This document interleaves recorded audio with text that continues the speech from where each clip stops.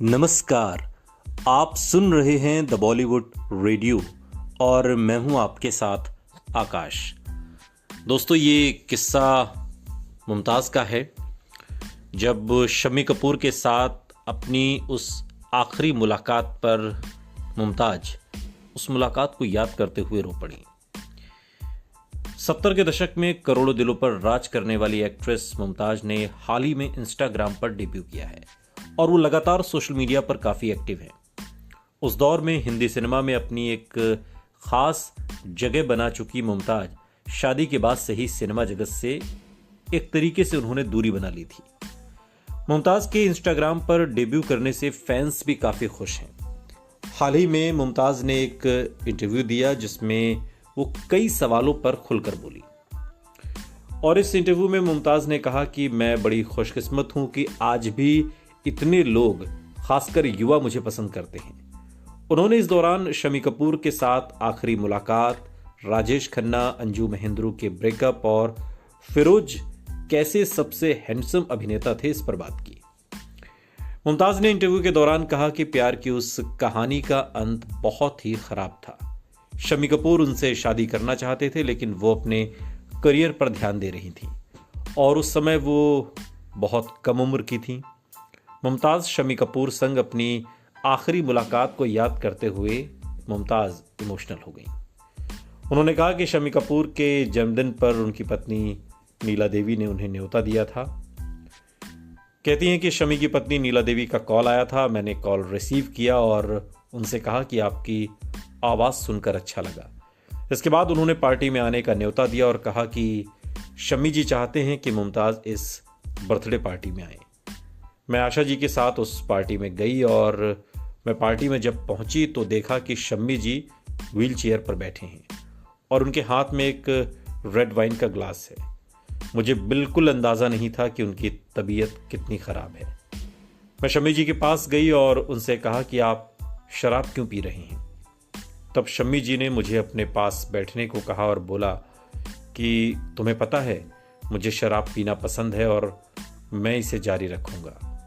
मुझे तब पता लगा कि उनके पास कुछ ही महीने बचे हैं। शम्मी कपूर संग अपनी आखिरी मुलाकात पर बात करते हुए मुमताज़ की आंखों में आंसू छलक पड़े और बहुत इमोशनल होकर मुमताज़ ने कहा कि मैंने शम्मी जी से कहा कि मैं बहुत दुखी हूं और मुझे काफ़ी बुरा लग रहा है।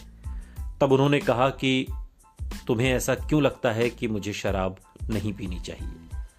मैंने शम्मी जी से तब का माफ़ी मांगी और कहा कि मुझे इसका जवाब नहीं मालूम और फिर मैंने कहा कि अगर ऐसी बात है तो आपको अपनी ज़िंदगी एंजॉय करनी चाहिए।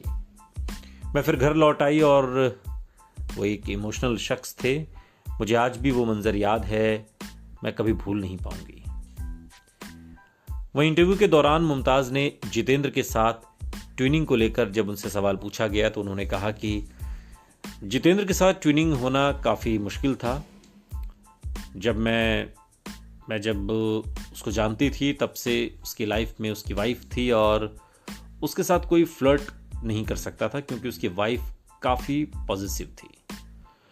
मुमताज़ ने इंटरव्यू के दौरान कहा कि शादी में जैसे सितारे मिलाए जाते हैं, हम दोनों की जोड़ी के सितारे मिलते थे। हमारी ट्यूनिंग कमाल की थी।